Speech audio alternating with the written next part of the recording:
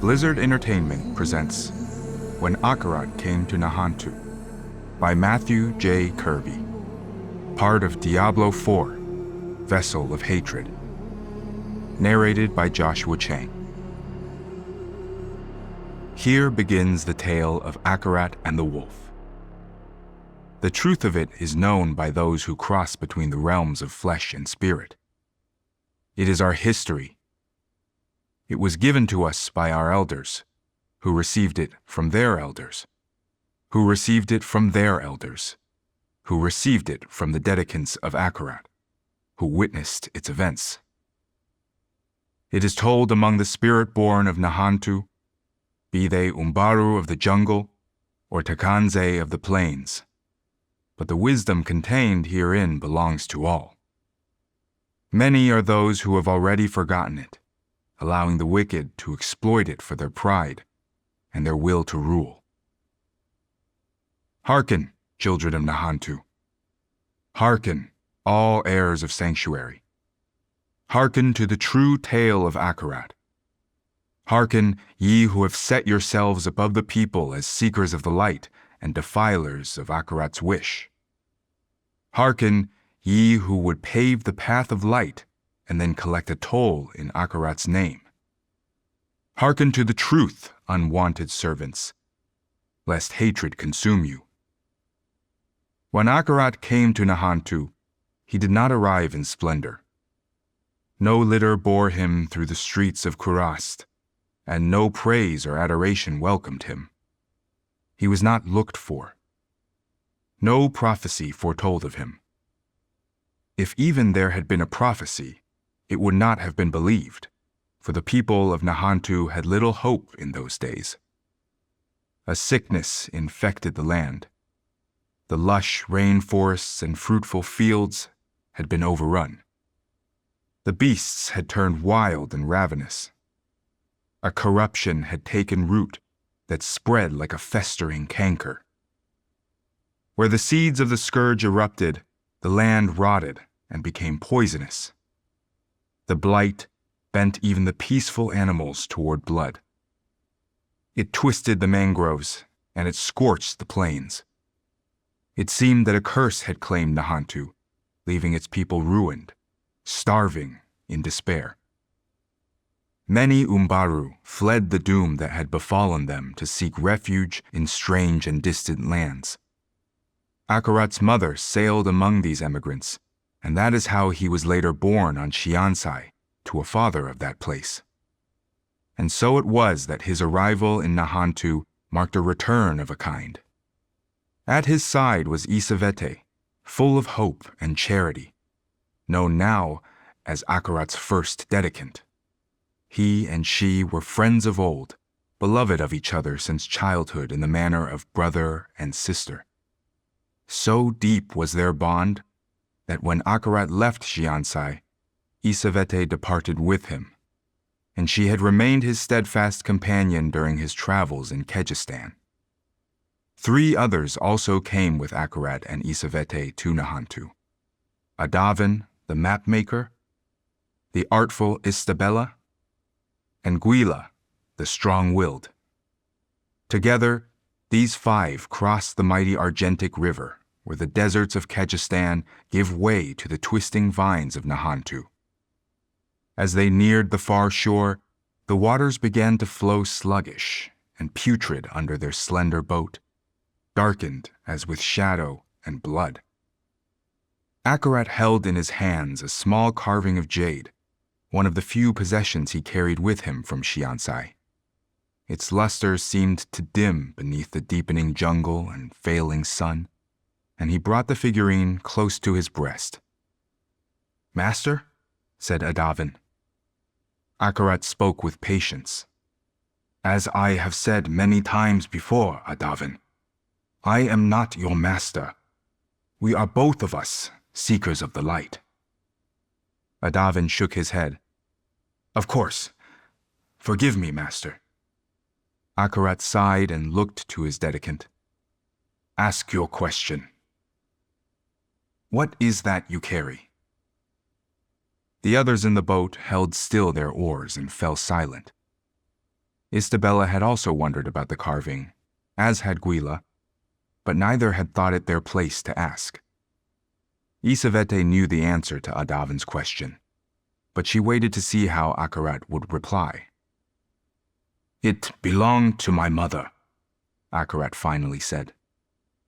"I have carried it with me since leaving Shiansai, hoping to one day bring this piece of her back to the land of her forebears."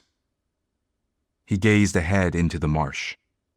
"Now that I am here, I realize that I would not want her to see what has happened." "There's a sickness on this jungle," said Istabella.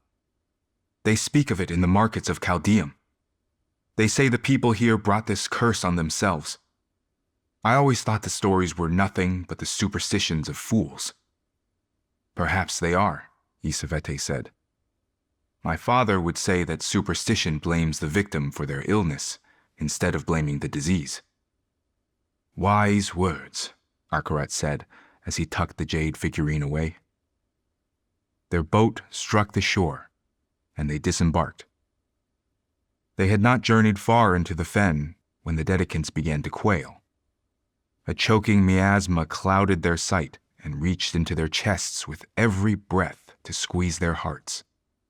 Their strength failed beneath an oppressive weight that pressed down on their minds, as if the very jungle hated their presence. Their feet and courage faltered in the mire. Only Akarat strode ahead undaunted. The Dedicants tried to follow him, but could not match his pace. Akarat saw their struggle. He saw how they trembled. He bade them to halt. He sat upon a rotting log, and then he confused the Dedicants when he began to remove his shoes. "Can the village healer avoid bloodying her hands?" he asked them. The Dedicants looked at one another, then answered together, "No." "Indeed," Akarat said with a smile. "Not a good healer, to be sure. I would not trust a healer whose hands are clean." Then he shocked the Dedicants when he stood and let his bare feet sink into the foul mud. "To close torn flesh, to clean an infected wound, to soothe the fevered and plague-ridden, a healer must touch corruption.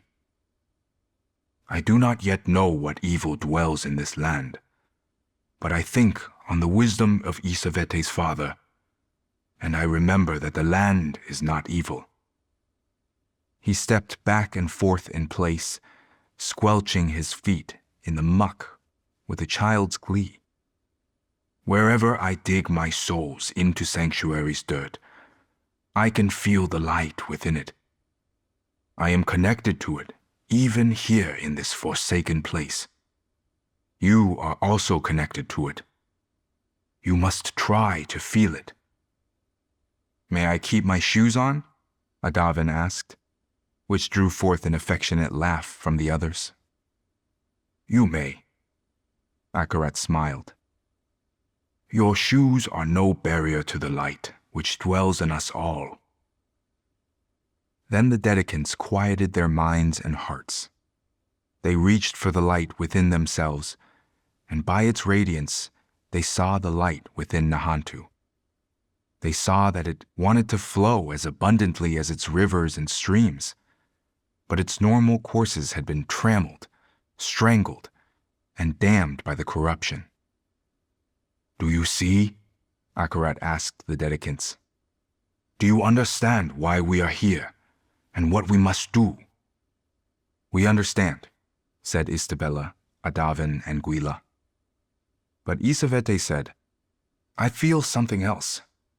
There is something more. The light is different here. It feels as if we move across the face of a deep ocean." Akarat nodded. "Perhaps that is because your father came from Nahantu, like my mother, for I feel what you feel. I do not yet grasp the meaning of it. There are many questions I would have answered, but that would not happen here. Come." and he led them deeper into the jungle. They tried to find and follow what paths they could, but no trackways survived long against the greedy vines and the shifting ground. Any road they discovered soon fell into the swamp or was swallowed by impenetrable undergrowth, requiring them to retread their steps and seek another route. Adavin grumbled his frustration and said, "I will make a map of this place to aid future travelers." "Your skill is great," said Akarat, "but I fear any map of these changing lands would be outdated before you completed it." Creatures slunk and hissed and writhed through the waters around them, hidden but for the spreading of their wide wakes or the sudden splashing of something large beneath the surface scum. Biting flies drew blood from their necks and faces. The webs of great spiders stretched among the branches overhead. Away in the distance, beasts howled and roared over the screams of dying prey. The land resisted them, and the going was hard. The Dedicants still felt the unrelenting presence of evil, but the light strengthened them. Nahantu strengthened them. The day died young beneath the jungle canopy, and the night came swiftly over its corpse with darkness so complete the Dedicants had never seen its like. All was shadow. They had hoped to find a settlement or town by then, knowing well the danger of spending a night in the open. Istabella's torch allowed them to press on, but they had not gotten far when a swarm of hellish rodents fell upon them. The creatures burst from the trees, large as dogs, slavering and screeching from blunt snouts. Before their claws and teeth could find the Dedicants, Akarat raised his voice and commanded, "Stay back!" So strong was his spirit, and so full of light was he, that the beasts halted in their charge, confused but not yet afeared, and not yet dissuaded from their attack. This reprieve gave the Dedicants time to arm themselves. Adavin carried a bow in those days. Istabella still favored the knives she hid about her as she had during her years as a thief before she met Akarat. Gwila fought with a staff handed down through generations of mages in her family. Isavete swung a golden mace, its head shaped like the sun. Akarat wielded the light and his flamberge sword. When the animals regained their courage and made their attack, they found their quarry ready to defend themselves. Adavin aimed his arrows true. Istabella stabbed and sliced with her knives. Gwila and Isavete bludgeoned and battered their foes. Akarat blazed. The Dedicants fought well, but it seemed they would soon be overwhelmed, for the horde were too many. That is when a mighty Umbaru warrior joined the battle. Many of the beasts died quickly upon his spear, which seemed to weaken the bloodlust of the swarm and broke their attack. The rodents that could still flee retreated to the darkness. Before the Dedicants could thank the Umbaru warrior for his aid, the stranger turned his spear on Akarat. "What are you?" he asked. The Dedicants leaped to defend their teacher, but Akarat stayed them with a calming glance. Then he sheathed his sword and held up his empty hands.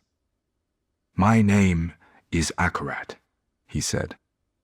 "We are but travelers here." The warrior scoffed. "Only the foolish and the evil travel in the jungle after nightfall." "We are not evil," said Akarat. "But I make no claim about our wisdom." "Your bare feet in the tainted water speak well enough to that," the warrior said. Akarat laughed. "And what of you? Are you not also here in the jungle with us? You are certainly not evil, and I think you are no fool." The warrior remained wary, but he seemed satisfied that Akarat and the Dedicants intended him no harm. He pulled back his spear. "I was looking for my brother. I expected his return today from a neighboring village, but there has been neither sign nor word of him. We could help you search for your brother, said Isavete. The warrior regarded her with both surprise and suspicion. Why would you offer to help a stranger find another stranger? Isavete replied, We are strangers to you, and yet you aided us in battle. Help is needed, so help is offered. True enough, the man said. If you are sincere, then I would be grateful for your assistance. But there is little to be done until morning. There are deadlier creatures to fear, and the smell of death will draw them out. Akarat said, Then we will help you search tomorrow by the light of a new day. What is your name? I am Tusega, the man said, and then he looked around them at the carnage they had wrought. It grieves me to kill these poor creatures. In the old stories, they ate only leaves and grass. They were shy, with a peaceful spirit. It is not their fault the demon seed drives them mad. What demon seed? Asked Gwila. The hateful sickness that festers here is not of Nahantu, said Tusega. You are right, said Akarat, suddenly beset by troubled thoughts, for his great and final enemy had begun to make itself known to him. This corruption is full of hatred. Isavete, who knew Akarat best and could read his moods, asked him, What disturbs you? Nothing that is yours to carry, said Akarat. Then Tusega guided Akarat and the Dedicants to his village, where they learned he was a man of high regard among his people, both a healer and a leader. He invited Akarat and the Dedicants into his home, which was filled with all manner of herb, root, and blossom for the crafting of curatives and potions. It appears you are a man of great knowledge and skill, said Isavete. The elixirs I brew are but a small part of healing, Tusega replied. What is the larger part? Asked Isavete. Spirit, answered Tusega. If the spirit is broken, my remedies can do little. His words pleased Akarat, who believed the light had guided him to meet Tusega, though it would take time for Tusega to learn that the light had guided him to Akarat. The next morning, they set off into the jungle to search for Tusega's brother, and the Dedicants saw Nahantu anew through Tusega's eyes. He taught them how to find and walk the driest paths. He taught them how to avoid the sucking mud in which a careless traveler would sink and never be found. He taught them which plants were edible and which would kill them within the span of a breath. He taught them how to listen for the beasts that would attack so as to avoid them and prevent unnecessary violence.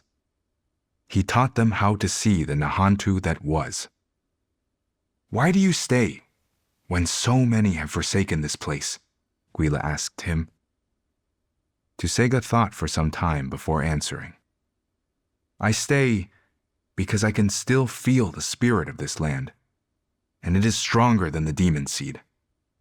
I feel it also, said Akarat. I felt at home the moment we entered the tangles of Nahantu.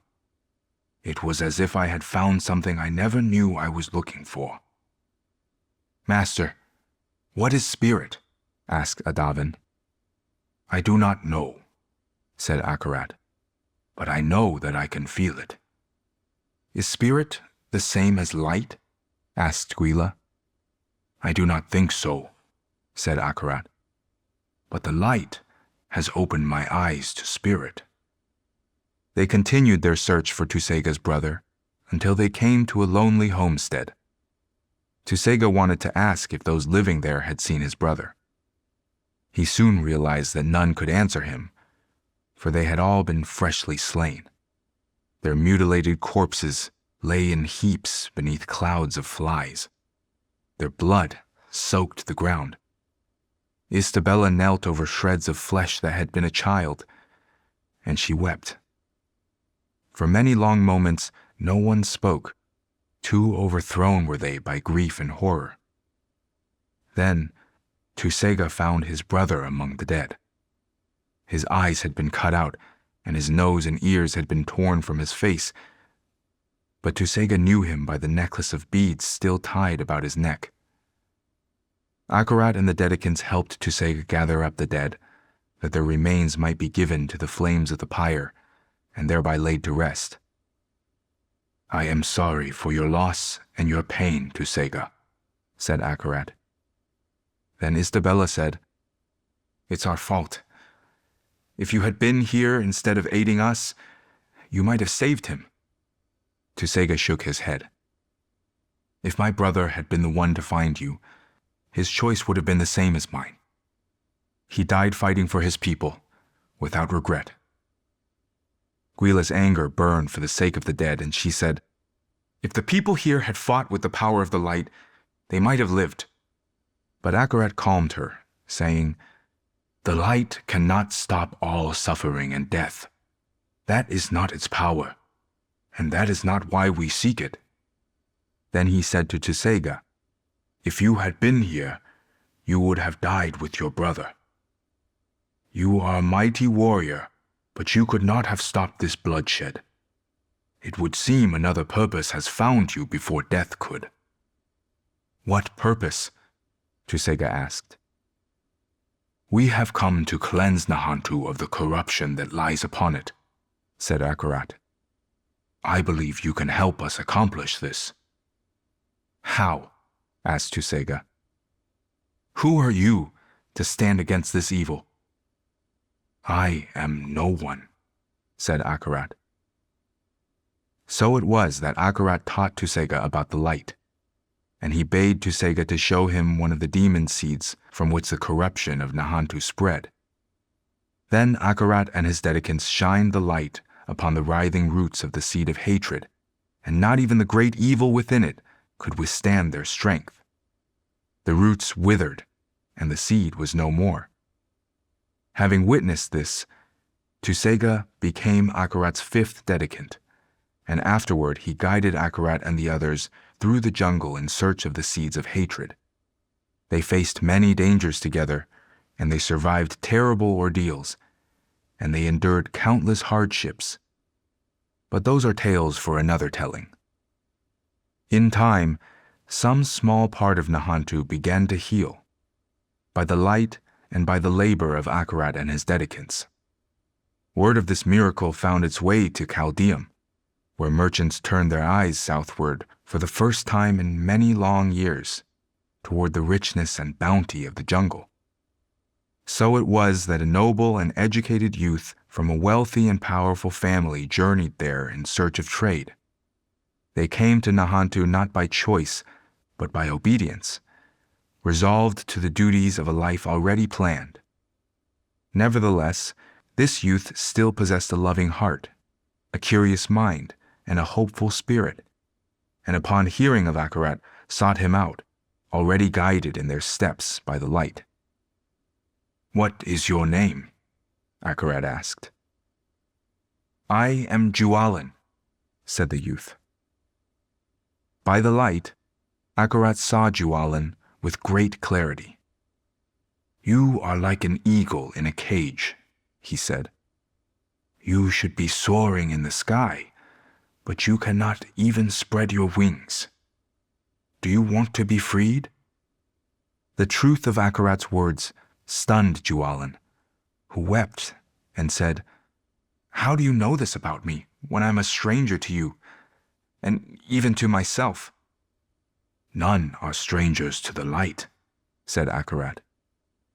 "Can you free me?" asked Jualan. "No," said Akarat. "It is true you are a prisoner, but you are also the jailer. I cannot free you when you are holding the key." Jualan asked, "How can I do this?" "The answer is within you," said Akarat. He laid his hands on the young one's eyes, and it was in that darkness that Jualan first found the light and saw the world anew. That is how Jualan left the market of commerce behind and became the sixth and youngest Dedicant of Akarat, joining the others in tireless effort to heal Nahantu until at last the waters there flowed once more in shades of green and blue, and the fruit that grew from the trees changed from bitter to sweet, and the animals returned to the places ordained for them. The wind and rain cleared away the festering odor of malevolence, and once more the natural perfumes of life and death rang out like birdsong through the air. Every evening, Tusega stood in his doorway, breathed deeply, and marveled at its beauty. One night, he said, "There were times when I doubted the old stories. There were days when I struggled to believe that the land they described had ever existed. But now I know our ancestors spoke true. At last, the Nahantu that the stories remember is our Nahantu.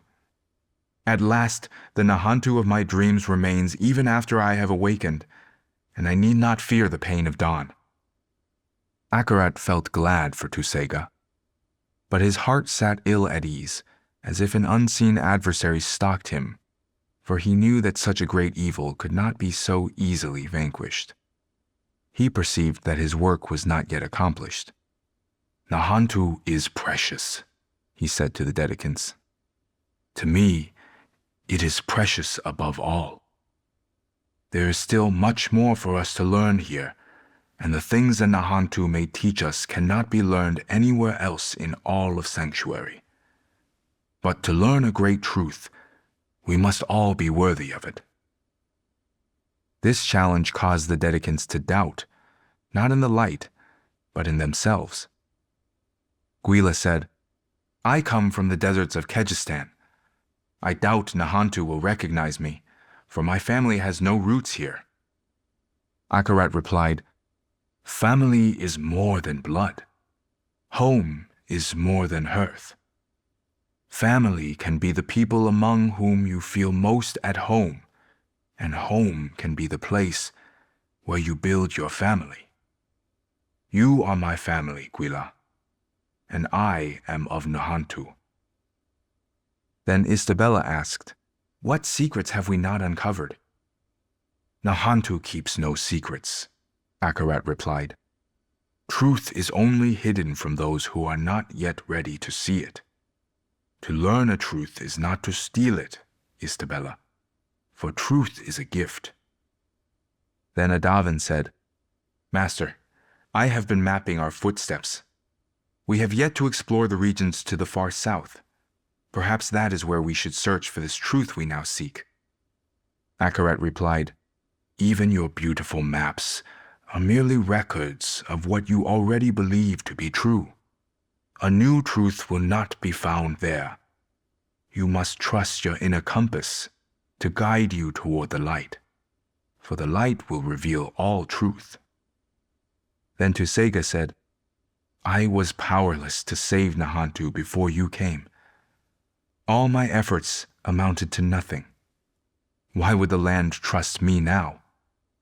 Akarat replied, "Just as the smallest candle flame is made from the same fire as the sun, the smallest gesture of kindness is made from the same love as the greatest sacrifice. Light is light, Tusega, and the light within you makes you worthy." Then Jualan said, "You are all much wiser and stronger than I am. Compared to you, I am but a child in the light. I am not ready." Akarat replied, "Two acorns fell in the forest. One landed near a stream, with sunlight all around. It took root easily, drank its fill, and grew. The second acorn fell on harder ground in the shadows of older trees. To drink, it had to dig its roots deep. To find the sun, it had to reach. Then one day, a great blizzard came with brutal winds and ice.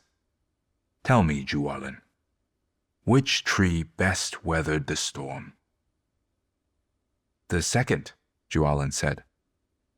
"Exactly so," said Akarat. "There can be no growth without challenge, and challenge strengthens you. You began your life like the first acorn, but then you chose the life of the second. Just because you do not yet know your strength does not mean you are weak. Then Isavete said to Akarat, "With you, all things are possible. So long as you lead us, we will be made worthy in you." Akarat replied, "But I am also flawed, as you well know, my old friend. There is no such thing as perfection. We fail. We falter. We must reach within for the light. The light does not falter. And I will not always be here. Nor will you, Isavete. None of us may live forever, but the light within us cannot die." Thus comforted and renewed, the Dedicants joined with Akarat. For 8 days they fasted and listened to the light within them, and on the 9th day they journeyed into the jungle, guided by an upwelling of spirit as if following a river to its source. They came to a clearing in the rainforest that did not appear on any of Adavan's maps. In our tales we call that glade Nahantu's gift, received with gratitude and reverence. Only the spirit-born know what happened there, and we do not speak of it. It is too sacred and also impossible, for no words are strong enough or vast enough to contain it, and it would only be diminished by the attempt. This can be said to you. After much contemplation and striving within himself, Akarat found a realm of spirit apart from our realm of flesh. It had been with him since he came to Nahantu, but hidden from him until he was ready to see it. Akarat was the first to cross its border. In the spirit realm, he found a land that was not a land, a place that was nowhere and everywhere. He encountered animals and plants and all manner of beings. Some of them resembled the creatures and things of living matter that Akarat knew. Others appeared strange, as if they had begun their existence as something familiar, but had since then stretched beyond the bounds of their earthly forms. The perilous beauty of it all awed and bewildered Akarat. He wandered entranced until he realized he had strayed far. He feared he might be forever lost to that place, unable to rejoin the realm of flesh, but the light guided him back. All of this he told of upon returning to himself in the clearing in Nahantu. The Dedicants struggled to comprehend it. "Is this spirit realm part of sanctuary?" Istabella asked. Akarat thought long before answering. "I think it is as much a part of sanctuary as the twin seas are part of estuary. Land and sea are bound tightly together, touching at all times, and yet they are distinct from each other." "Which is first in the order of things?" asked Adavan. "Flesh or spirit? Sanctuary or the spirit realm?" Akarat shrugged. "Does the sea confine the land, or does the land hold back the sea? I only know that the light shines just as brightly on the water as it does on the land." "How long has it been with us, unseen?" asked Tusega. Akarat answered him, "Perhaps it was formed when sanctuary was created. Perhaps it came into being later. I know only that it is ancient, and like the sea, it is immense and deep, and not without danger." The Dedicants wished to go there. Akarat taught them how, and they spent their days treading the spirit realm. The spirit-born had their beginning in what the Dedicants learned, but so captivated were the Dedicants by their discoveries that they failed to notice when evil crept back into Nahantu. In the deepest reaches of the jungle, the seeds of hatred regrew. After Akarat's first journey to the spirit realm, he often asked of himself why the light had guided him to find it, and what purpose he had there. Over time, he came to know the powerful beings who guarded that realm, and he learned much wisdom from them. Preeminent among those spirits stood Abulan, who came to Akarat one day with a warning. Abulan said that corruption had returned to the land of Akarat's mother, and that the seeds of hatred would continue to grow until Akarat had found and destroyed their maker. Upon receiving this warning, it was as though the adversary that had been stalking Akarat's mind and heart finally stepped out of the shadows, and he understood at last the final tasks that lay before him. He thanked Abulan, but said nothing of this revelation to the Dedicants. Instead, he instructed them to build the Vault of Light, a bastion that stands in both the spirit realm and sanctuary, a place of safety from all evil, where those who seek the light might find protection and peace. On the eve before the vault's completion, Akarat gathered the Dedicants in celebration. They sang, and the light filled every note.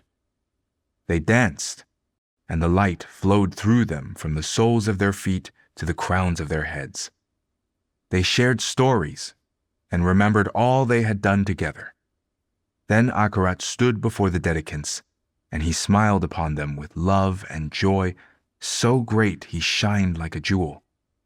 And he spake the valediction of Akarat. My beloved friends, by the light that is in you, I see the light that is in me. We are one. Even if we are parted, know that you are with me and I am with you, and none can tear asunder what the light has joined together. But there is a power that can divide us if we allow it to weaken us, and its name is hatred. Though tonight we celebrate what you have achieved, remember that no victory against evil is everlasting, and that is why you must always be vigilant. Remember that just as rust will patiently corrode the hardest iron, hatred will corrode the strongest hearts. Given time, hatred will corrupt the noblest intentions, break the strongest bonds of fellowship, and turn the truest paths toward darkness. The Umbaru know well what the jungle makes of roads, and the merchants of Chaldeum know how quickly the desert sands erase their tracks. Therefore, beware the guide who claims to know the only route to salvation. Trust not in the scripture of churches. Remember always that the light is not found in a leader to follow, nor in a path to walk, nor in a law that governs. It is not in the road, but in how you find your way, and the light will never leave you. Isavete felt unsettled by what Akarat had said. You speak as if taking your leave of us. Akarat embraced her and said, We are mortal, and life is uncertain. Each word we utter may be our last, and every leave we take may be our final farewell. The Dedicants could not imagine their lives without Akarat, and so they dismissed any worry he had given them and returned to their music and dancing. But Isavete's concern for her friend of old would not let her be.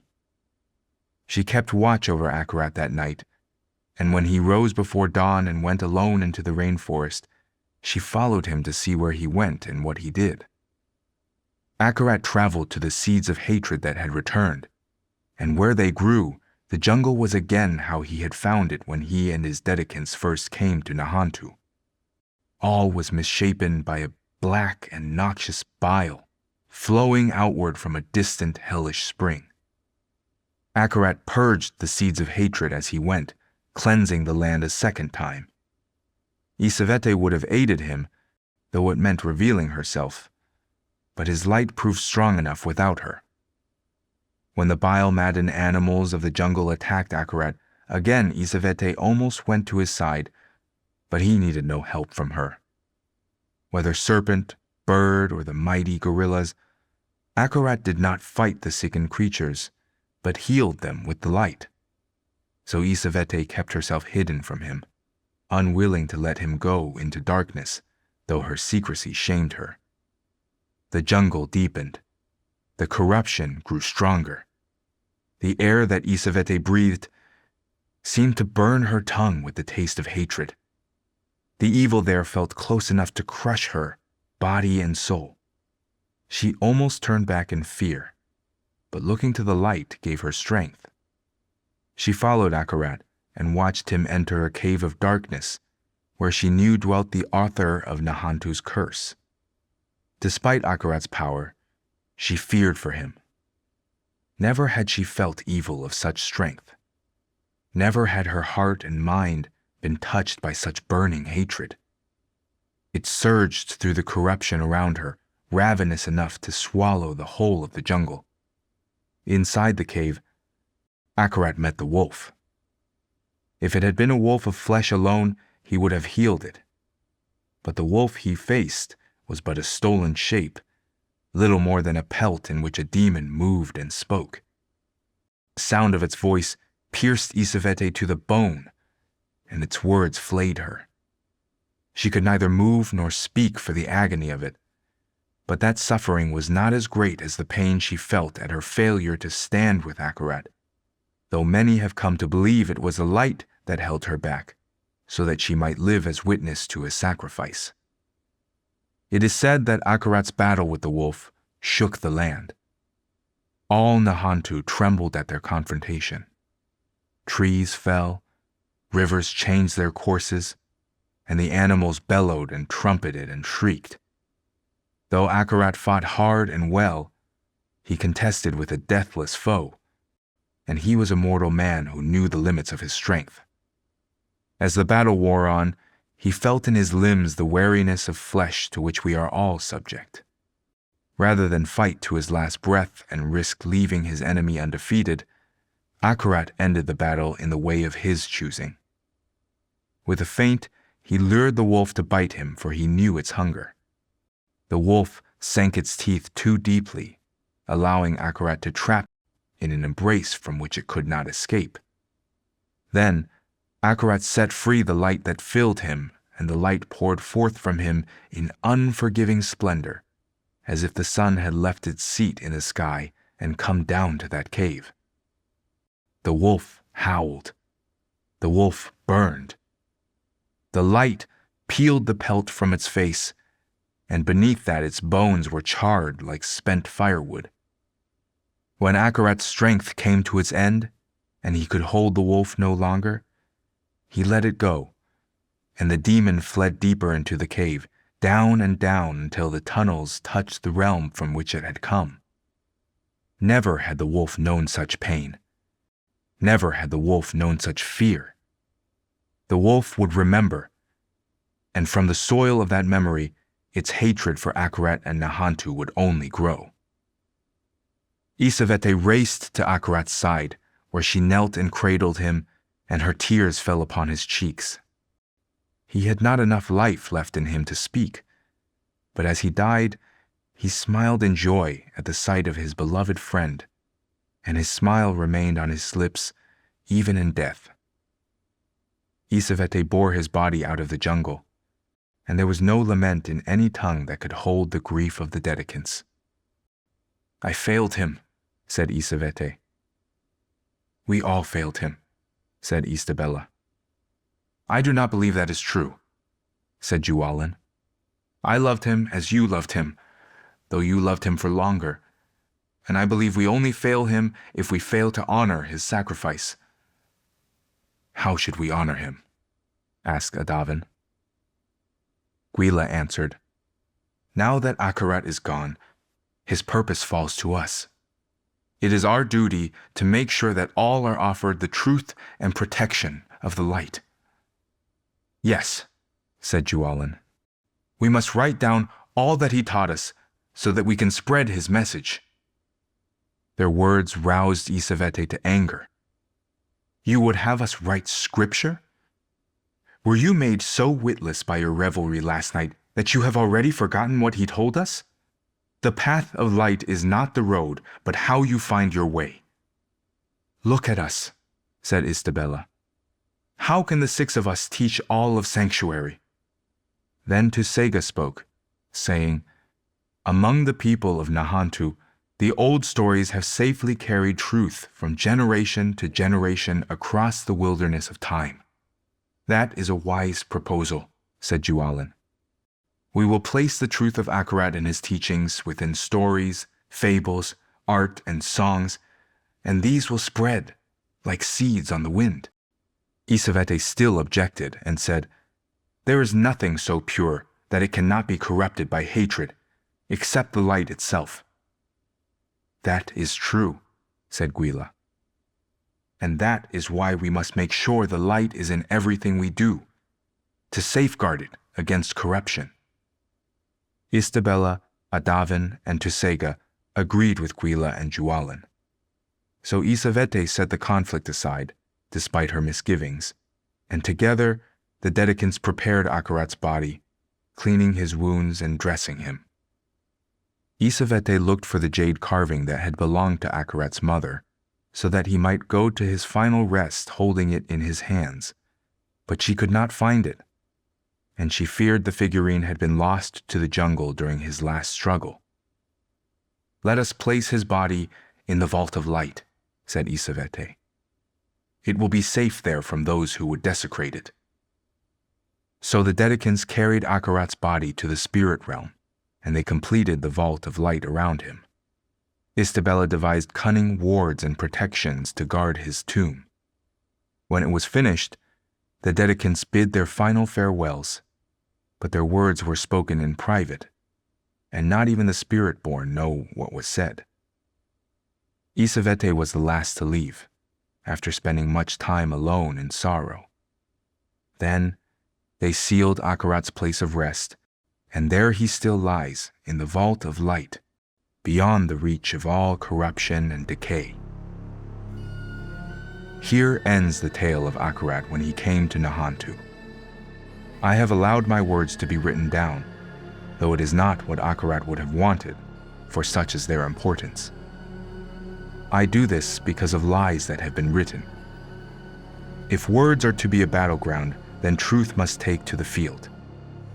Have ye hearkened to me, ye who would pave the path of light, and then collect a toll in Akarat's name? You are never so far down a road that you cannot turn. Though hatred may consume you, the light within you will never go out. Let it guide you back.